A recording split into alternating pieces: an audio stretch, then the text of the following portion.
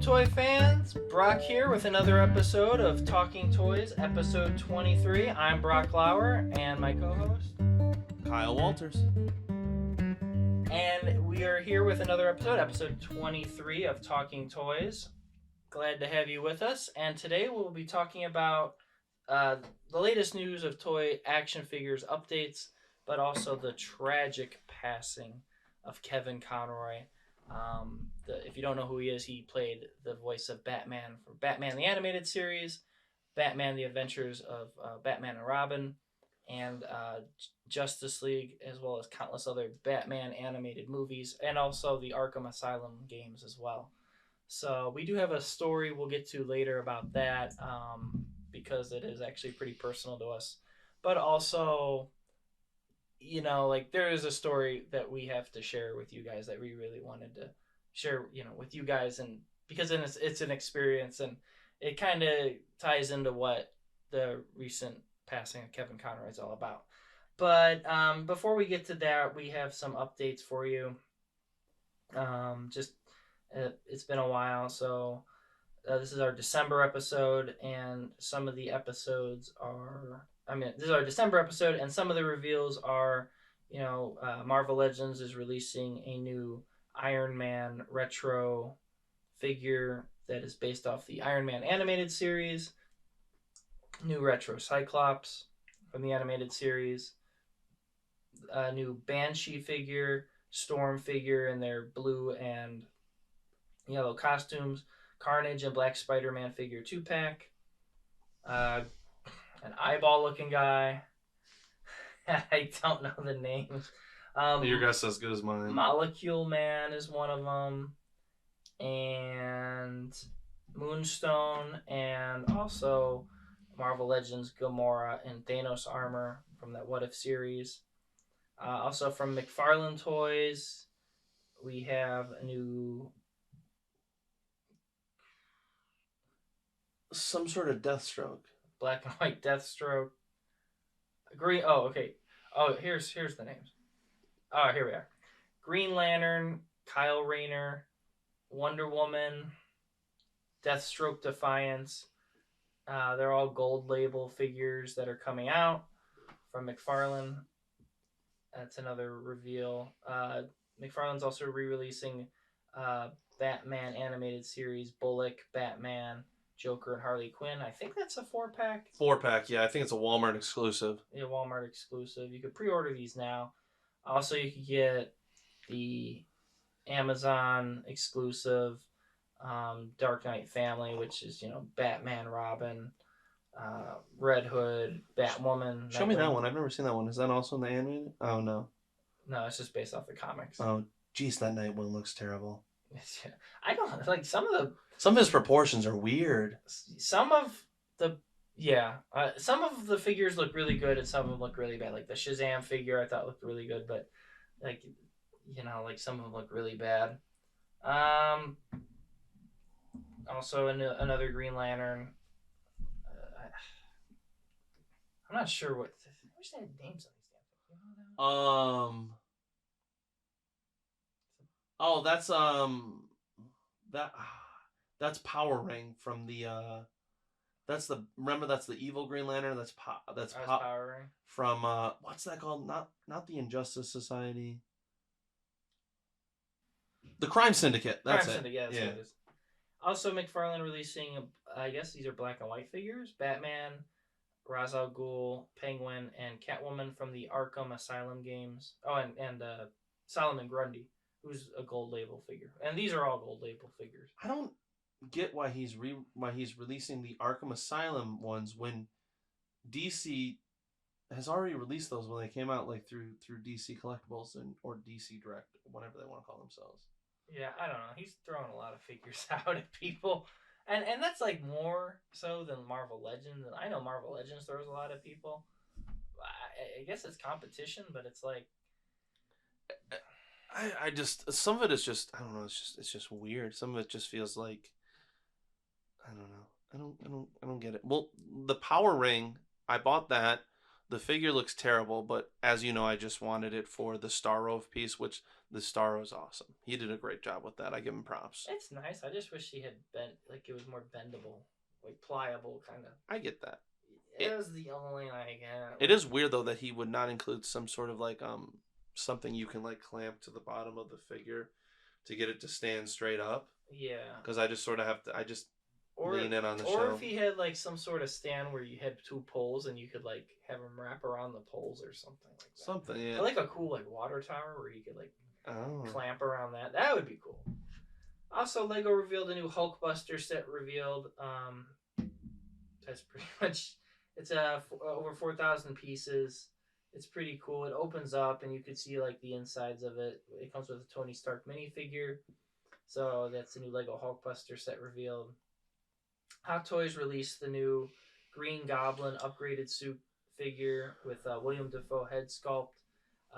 The hoodie, he has the glasses, he has the blades, he has the glider. It's so good. I cannot wait for that figure. He has the smile. That's gonna be nice. That's a good one. He has like the super likeness of It his looks face. scarily accurate. To it looks just like Willem Dafoe. Definitely, if my recommendation, a must get for me if you're a Hot Toys.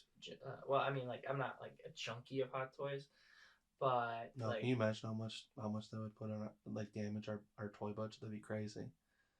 Because one hot toy on average is like $300. but You know. there's yeah, I like that Spider-Man movie so much. Like I want most of those characters. Right. No, I agree. They're definitely got to get a Green Goblin and then probably a Spidey as well. Which one? You gotta buy three now. That's true. Toby probably. Obviously, yeah, Toby the Green Goblin. I'm gonna get the other one, the Tom Holland one, upgraded suit, and Doc Ock Green Goblin and Toby the Spider Man. So they do such a great job. Um, I need them to start doing more classic films though, because like they're doing the Batman and Robin from Batman Forever, but I really desperately want a Jim Carrey Riddler. Oh yeah, they didn't do one yet. They haven't. No, there was a third They've part. done cheap ones, but like... Yeah, there was like a third party company that did that at one point. But that movie, it has a special place in my heart. I still think Jim Carrey did he. On a side note, I think he was a great Riddler. Tommy Lee Jones as Two Face though tried way too hard to be Jim Carrey. I think Aaron Eckhart's a much better Two Face. Well, you know those two actors are just constantly trying to upstage each other. Right. Well, they actually hate each other too. I guess. Oh really? I guess Tommy Lee Jones legitimately hates Jim Carrey. Wow. That's what I heard. Yeah. But no, Jim Carrey was a great Riddler. He was up there with the animated Riddler and then Frank Gorshin. Then again, we haven't really had a bad Riddler, you know. I didn't like the new one, the Batman. Well, I mean, I'm not saying the actor was bad. I'm just saying like I didn't like the portrayal. He's the Zodiac killer. I don't care. Well, if they were smart, they would have made him into Hush. Oh yeah, they totally botched that whole thing. And then that's why afterwards, when they were like, "Oh, I'd love to do a Hush movie," and I was thinking, this could have been your Hush movie. I still like the movie. They did a lot of really good things, but it was I liked the way he, from the standpoint of how all the dots connected to each other and all the dominoes fell. He did a great job as the Riddler, but he wasn't. He was a different sort of Riddler. But I do agree that he wasn't my favorite Riddler. Well, Marvel Legends released a new Ronan the Accuser figure. It's a comic version. Looks okay. Looks kind of cartoony, but I don't think it's based on any cartoon. Also, new Baron von Strucker is revealed as a Marvel Legend. And not really breaking news, but this did come over between episodes, that the HasLab Engine of Vengeance campaign has indeed failed to get funded. It failed miserably, honestly, because it needed 9,000 backers, only reached 5,060 backers. Usually the reasons for most fans was that, and most collectors, it seemed to be an overbloated price of $350. For sure. And the fans really didn't want or ask for this. This is Hasbro's third failed campaign, and the first for the Marvel Legends team. So I will turn it over to you, Kyle. What do you make of a failed campaign like that? It was, it was a stupid idea. Not to be mean, but you give us a huge Sentinel, a huge Galactus, and then you're like, okay, you've had these amazing tall characters. Now we're just gonna go this tiny car, Ghost Rider. Who gives a who gives a shit? You know? It would take a lot of space, like just a lot of surface area space, Yeah, and it just and nobody asked for that. Like nobody. Hot Toys prices for that. No, thank you. Now, the Galactus and the Sentinel, that was between $300 to $500, right? So, like, I'm not seeing the just. I'm getting what people are saying. Like, I get it lights up, it has the effects, it comes with this Ghost Rider, but it's not a big enough character where people are gonna, you know, just invest in. I mean, 5,000 to 9,000, and then the tiers. It seemed like as they released more tiers, the Mephisto, which looked very average. Right, it was cool, but then it's like you didn't even go above and beyond Mephisto. Give him a throne, like they But did. it didn't even look as good. It had no shading. It It, didn't it did look. not look as good as the Diamond Select one. Yeah, And the Diamond Select one they released what 8 years ago, and and it still looked better. it still looked better. And I'm seeing. I'm looking at the tiers. They had some like Robbie Reyes. Like they had this queen looking chick. I forgive me, I don't know the name. You remember they held off on that Robbie Reyes head? That was what like turned off a lot of people. Like they weren't going to release the additional head sculpt, and then they finally did. And then and then the tears weren't anything better. Like here's this chick with the skull, and then here's this guy with a pentagram on his chest. It's like I don't know what those characters are. I'm not. I'm not. I have a Ghost Rider. For me personally, it was I have a Ghost Rider. I like him on the bike. That's how I identify him as on the bike, not in a car. And the fact that they're the fact that like, well, he's not on a bike, he's in a car instead. It just doesn't seem to really. I'm not getting it. Like I'm not understanding like why did you think this was a good idea? Nobody asked for it. The tiers were nothing special. They weren't anything remotely interesting. You waited on the Robbie Reyes head. It's like a metallic looking Ghost Rider. I just don't. Should the Marvel Legends team panic right now? Is this like, I mean, this is their first loss. No, I don't think they should panic, but I think they should realize that like okay, people would rather have a giant man, a Fin Fang Foom. They'd rather have something exciting, not that. I mean, it was like with Star Wars, right? Think about it. Their first 6-inch project with Star Wars failed because they're like, oh, let's give them a Rancor, and then we'll just give them a repackaged Gamorrean Guard, and people were like, I don't want that crap. I think I think corporations, and I think it was more of a corporate decision to push that at that price, which a lot of people just said, I'd rather get a hot toy or something, and by the time they were trying to save it, it was too late. It just kind of stalemated after like the last tier, and then they were like reminding people and stuff. I don't think it's a loss for Marvel Legends team. I think it's a bigger loss for corporate Hasbro, and I think they better start listening to the fans on those social media and or maybe hold it to a vote or something like that. But failing that miserably, I mean that. And I think this goes back to our other episode, our last episode. Is there too many crowdfunding projects? Yeah, I think there is, and there's just too much stuff people want to buy, and I think crowdfunding is just kind of once a year, once in a while kind of thing. Not like I'm going to do Transformers and I'm going to do Marvel Legends. I'm going to do Star Wars. Like you're really stretching your fans thin because most of the people are going to be those same fans. So, well, we'll see what next year brings for crowdfunding. I thought they did an exceptional job with the Galactus. They got him with the LED lights, and I didn't show you what he looks like with the lights on in person. Oh, I kind of wanted to show you that. Turn him around. He's so big. He's like a toddler. Oh, that's freaking sweet. Yeah, and he stays on for a long time. Surprisingly, like I wasn't like, do I have to turn him off? Like, yeah, it's what he looks like. And there's like 2 ways to turn him. Like he starts flashing. That's pretty cool. Like he starts like pulsating. Like see. And this lights up. That lights his eyes. And his It'd be kind of cool as if he talked. It's always like, well, it'd be cool if he talked. It'd be Well, one cool of the if he coolest. came I alive. love the animated one you had where he has Silver Surfer trapped in that ball. That was cool. Yeah, that's That'd the been old cool if they school could one. have like adapted that for this too. And rounding out that Von Strucker wave, there's a new Captain America. Not really excited about that. That's just you. Yeah, that to me that's just lazy. It has no wings on it. He has no wings on his helmet. That's true. Yeah. I mean, it's a nice color palette. The Baron von Strucker I might get though. Oh yeah, I'll get the Baron Monster. So that's Ultimate Captain America. Yelena Belova.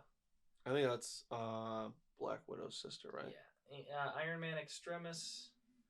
Oh, the eyeball guy was Marvel's Orb. Molecule Man and Wonder Man with a Build-A-Figure Puff Adder. Puff Adder. The snake. Oh, Serpent Society. People will be excited about getting another member of the Serpent Society, but I just don't care. Yeah, so I'll pass on that wave. I mean, I'm tired of collecting caps and Iron Mans.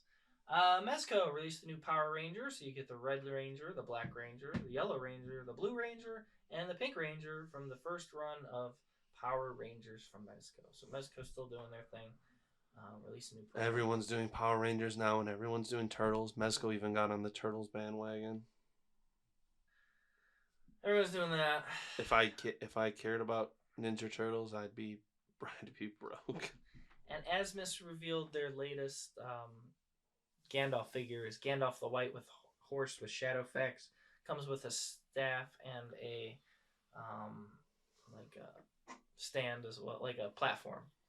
And he comes with his sword and his staff and everything that he comes with. You put him on the horse. The horse isn't articulated, but it's just more. It's still cool to have, yeah. It's still that's I can't wait to see you get that. That's gonna be cool. You know what? It was funny because I'm like I like the Asmus figures, but then I saw the In Arts figures, and those are better figures. What are In Arts? You have to send me a link on my Facebook. Yeah, I'll send you another link. But they're better. But they're in China, and they're the most realistic figures. Really? There was a Gandalf one I showed you, the Gandalf the Grey figure. It was a while back, but I thought that Gandalf the Grey looked great. So I messaged him, right, and I said, can I buy this? Like, it was sold out, but I'm like, are you gonna restock this? And it says not available in my country, and they're like, sorry, no, we're sold out, and it says we can't ship to your country. Like, the license for that can't be shipped to the United States. I was pretty ticked off. It's like, because I wanted you'll have to do more eBay and stuff, you know. It's like a Chinese or Japanese company. If you go to InArts Figures, maybe you could find it. But yeah, that Gandalf the White looks pretty cool. It looks really well made. The box looks great. They were offering a Black Friday sale on the Gandalf the White figure because the boxes were damaged, and Gandalf the Grey. So, because there was like some discrepancy on the box, they gave you a Black Friday discount on some of the ones with damaged boxes. That's pretty cool. So it was pretty. I don't know. I might have to stick with Asmus because they're just easier to get right now, and the fact that they're giving you a horse with Gandalf the White. The horse is not articulated, but it looks great. Like it looks pretty damn cool. Yeah, that's still pretty nice. Yeah, for sure. Yeah, and the box looks nice. So I mean, it's just it's a nice quality figure, and they've really improved as they've been remaking figures. And our last reveal are a couple Pop Funkos from Spider-Man No Way Home, which is you get the Funko figures of 3 Spider-Mans in the movies. It's an Amazon exclusive with Tobey, Andrew Garfield Spider-Man, and Tom Holland. Box lunch exclusive is the Green Goblin and his mask and stuff like that. Metallic looking Hot Topic exclusive Tobey Maguire Spider-Man. Unmasked Peter Parker Tom Holland is a Funko, I think, online exclusive. And the Andrew Garfield unmasked one is PX Previews exclusive. And Walmart exclusive Ned Leeds with the Doctor Strange cape. And then you could also buy the Walmart exclusive 8-pack, 3 Spider-Men, Doc Ock, Sandman, Green Goblin, Lizard, and Electro. So that'll be an 8-pack. That Sandman's probably the best one. Yeah, from Walmart. That'll be a Walmart exclusive. Speaking of that, I'm hoping they eventually. I loved the original Spider-Man 3 Hot Toy where they had the Sandman base and whatnot. I would love to see them do something like that again. And then you could also buy Peter Parker, Spider-Man, Mary Jane, and also Doctor Strange. And that's all our reveals today. So if you want to see them, check us out on YouTube or on our Facebook page. A couple new videos I dropped were the toy shop review where Kyle and I went to the toy department in Cincinnati, so check that video out. Something new we're trying out, trying to show you guys more ideal toy shops and giving our reviews on them. Also, I dropped a Playmobil documentary about the company of Playmobil and its history and why they're so successful today. So check out those videos. They're on our Facebook page, but also on our YouTube channel, the Talking Toys Podcast channel. And going on to our main topic today, probably just keep it at one topic today to keep it simple. The passing of Kevin Conroy to Kyle and I, the Batman, in our generation in the 90s and even in the 2000s and even the 2010s with the video games. He's the voice of Batman. And if you disagree, guess what? You're wrong. If you don't find him as the ideal perfect Batman, like just growing up with that Batman the Animated Series, I've always on this show and in public have said that's the best thing from a comic book that was ever taken from a comic book through an interpretation of the comic book animated TV show. Had all the right voices, had all the right voices, all the right music, all the right storytelling. You really can't knock it. There's nothing really like imperfect about it or to criticize of it. The story, the writing, the title cards, the songs. I think when Joker says Batman smells Robin late, I think that's from that show. It might be. Song. I don't think it was before that show. I think that's where it came from. The whole show is iconic. Like, it's like Mark Hamill, when he posted his heartfelt thing afterwards too, where he's like, you were the perfect Batman and my Joker, which is true. Yeah. Where, remember the one they set up so perfectly too, where he thought Batman died in the show, and he was like, without Batman, death has no punchline. I mean, and I will go as far to say that the films were amazing. Sub-Zero. Mask of the Phantasm is the greatest one of all time. I tell people all the time that's the best Batman film. And then what was And you'd be surprised how many people haven't seen that movie. What was the Batgirl one too? With Bane. That was Mystery of the Batwoman. That was it. Yeah. Yeah, I think that's what it was. That was enjoyable too. I haven't fully seen it, but I've seen bits and pieces. Oh, it's really good. Even the ending is a bit more of a twist. It has good music, and they're like, I mean, I'm not saying it was the best, TV or the best movie, but like out of all of them, but yeah, that was pretty good. I mean, he did Justice League too. He did the voice in Justice League Unlimited. He did it for so long. He did it so well that they kept asking him to come back, do the and even when I read a Batman comic book, it's in his voice. Right, I agree. There's no other voice. It doesn't matter. It doesn't matter because he was so. And he I am vengeance. I am the night. I am Batman. He's gonna be missed, and that was hard. That was a rough day for me because it was like. We were so close to meeting him too. Finally, after all these years, and on the 30th anniversary too. So close. So this is our story to our audience. We were planning to meet him at Cincinnati Comic-Con, which was back in September. We were going to get his signature and his photo. That's why we actually planned to go to that show. And then the week of last minute, 2 weeks before the show, he canceled because he got sick. We didn't really know why at the time. Right. We were nervous, but we were like, okay, because he was still booked for December in Columbus. Yeah. So we were like, okay, he hasn't canceled that. He's still booked. Yeah. And he got sick. We thought he got COVID. We didn't think it would be like anything major. Right. We just thought, okay, he'll recover. I think he lives in California. We're like, okay, he'll recover with his family. Yeah. He'll relax, drink some OJ, have some medicine, be good to go. Because he's still, at that point, it was still about 3.5 months. So we're like, okay, he'll be fine in 3.5 months. Yeah, he'll be. We didn't know how serious or what he had.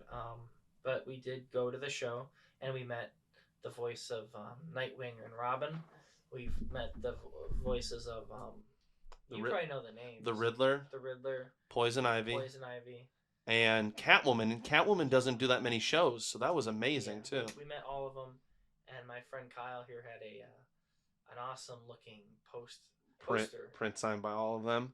Yeah, from Bottleneck Gallery. And I got Ron Perlman to sign it in April, who played Clayface, and I got Rob Paulson to sign it, who played Jay for one episode. Yeah. And everyone said, you're going to love Kevin. He's so nice. And your project was you have this Batman animated series print, and you wanted to get all the signatures. I want as many people as possible. Even like Rob Paulson, he's best known as Pinky from Pinky and the Brain. Yeah. He only played in one episode from Batman animated, but I was like, that's good enough for me. There's so many I want to get. Like the four dream ones were Kevin Conroy. Unfortunately, that'll never happen. But then Mark Hamill, who played the Joker. Yeah. And then Bruce Timm and Paul Dini, the creators. Hey, but you won't get Harley Quinn either. Oh, that's true. Yeah. We like in hospice. Yeah. Or yeah, she's like bedridden because of Lyme disease. Yeah, and so because Arlene Sorkin would have been. But your project's cool because you have this awesome looking poster. Right. Even the people that were signing it said, "This is the most coolest poster I've ever seen." Like they were excited to be a part of it, which made me feel really good too. Your print was like genuine, like an honored like thing, like something for them worth signing. And like I kind of like felt bad because it's like you have all these awesome signatures from the voices of the show, and it's like you won't have Kevin Conroy. And then so it just sucks because it's like now granted, like no offense to the voice of Killer Croc, but he died. Yeah. So not having Killer Croc, it's like, well, that sucks, but you know, it's Killer Croc. But then not having Batman, it's like, oh, that really sucks. I mean, like it, and then fast forward to recently, we were gonna see him at GalaxyCon in Columbus, and it was another like makeup show, and we were gonna go. That started today, yeah. Oh, it was. Yeah. It was today. Oh, my God. And we were gonna reschedule and see him and make the trip just to see him, but unfortunately, it was back in like 2 or 3 weeks ago now. At this point, he did pass away of cancer, and it really.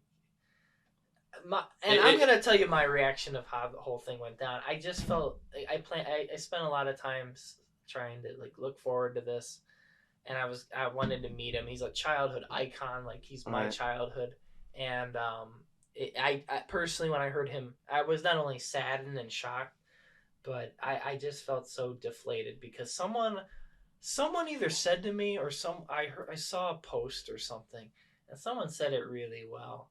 Because it kind of just dawned on me when they said it. They said, it's the end of an age. And I'm like, you're right. It's the end of that age of Batman. How about you? How did you react to the news? I was heartbroken. I felt for his family, especially too. Yeah. I'll never get to meet Bill Finger, Joe Shuster, Jerry Siegel, Steve Ditko. But Conroy was up there because I met Neil Adams before. Yeah.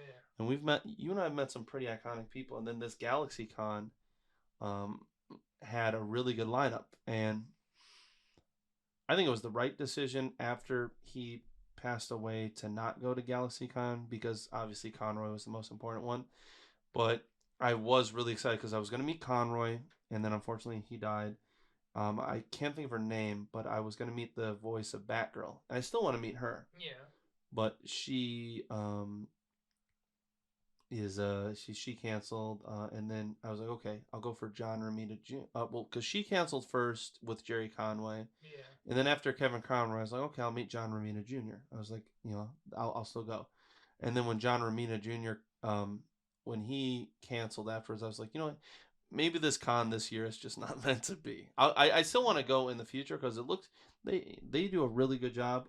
They have a really good iconic lineup, but obviously Kevin Conroy was the main reason to go. Yeah, it just sucked. I mean, and now, granted, if they ever do get like Mark Hamill, okay, I'll be first in line. Yeah, and because Mark Hamill's on that level with Kevin Conroy. I think the thing that stings with you and me is that we were supposed to see him 3 months ago.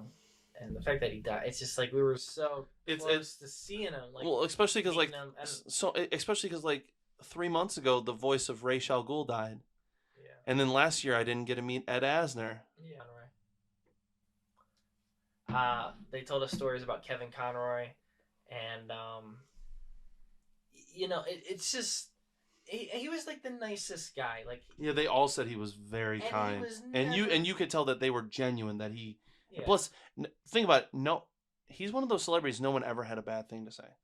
that's true. That is very true. No, and no, not even fans. Like, he treated every single one of his fans with respect and dignity, and that they mattered. And this is just based on people I've heard, and his co-stars, and it's like, ah, it's just it's a hurtful loss. He was just like he made the character into something really special because he talked about one of the things he talked about was like he loved the episodes where he got to be both Batman and Bruce, and you could tell that he changed up his demeanor for Yeah. when he was Batman. With Batman, super confident. I'm gonna go kick ass and take names. But with Bruce wasn't always as confident as you might think of a billionaire, and I always loved that dynamic. He did it, chef's kiss. He did it better than anyone. And he got that based on like him being gay, and then he was in a Christian family. They weren't like that accepting of it, and he was bullied and stuff like that. And the industry wasn't really ready for it. And he said he got the voice from like that deep sense of insecurity, but like that sort of like moment and tone of personality, of like going somewhere dark about like what he's went through, and then kind of making it his own, which is interesting. Um, and he did play a great Bruce Wayne, like you said. Um, it's I love to just like in Mask of the Phantasm when he really got to play Bruce a lot, and Yeah, you really see just like him just going so I like just making Bruce just I think he did a great job.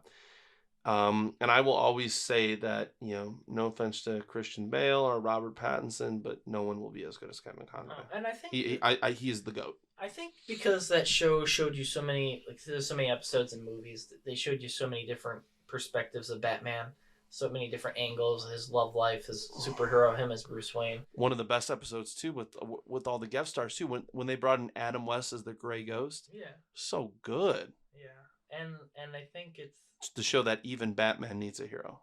it it was the show that showed you the most out of Batman without reading the comic books. So you And get a good handle on that. and the fact that they had that like the fact that they made it noir, I love so many of those. Like one of my favorite movies is The Maltese Falcon from way back in the day, and I love those crime noir films, and that's what they did. They adapted that crime noir aesthetic, and it's just to me, there's now granted there's always going to be episodes that are better than other episodes, Yeah. but I don't think there's a bad episode. I think they're all good. I just think there's some that are better than others. Do you have favorite moments or favorite episodes that stick out to you? Heart of Ice Okay. with Mr. Freeze, where they won the Emmy, that was amazing. The Scarecrow one where he says, "I am vengeance, I am the night." Um, the one where Two-Face finally takes over for Harvey, where he can't control it anymore and he just takes over. Yeah. And then I think the one where the Red Claw, where you see a lot of Alfred's past, and the Red Claw Yeah. does her thing, and I think she is so underappreciated. And I love, obviously, Harley Quinn is the best. As far as characters that were invented for that show, Yeah. Harley Quinn's the best. But Red Claw is the second best, and I think she's so underappreciated. Some of my favorite episodes are like the Smiling Fish episode. Yes, you killed Captain Clown. You killed Captain Clown. That one where Robin wants to get vengeance on the guy that the gangster that killed his parents. Yeah. He's like, "You don't understand, Batman. You have a heart of ice or whatever, or a heart of stone or something like that." Mask of the Phantasm, definitely, especially when he dons the cowl for the first time, and Alfred's like, "My God," and you get those chills from that scene. It's just, you get that one, and there was another one. Just that whole score with like Mask of the Phantasm, or when he's at his like parents' grave, Where they made it so gothic, yeah. And he's like, I didn't count on being happy. I'm like, oh my God, like you just know how those writers, then those voice actors and those composers nailed everything right about that show. And you could still watch it and it's still a great show, and I think it's the best thing from a comic book. Even if you don't read comic books, I think it's the best handle you get on Batman. Plus, I think voice acting in general is very underrated. Um, I think it doesn't. Especially to be really good at it. I remember Diane Piercing, I think that's how you say her last name, Yeah. the voice of Poison Ivy, where she said that it was one of the rare times where they weren't in booths. They were all out in the open, kind of feeding off everyone's energy. Yeah.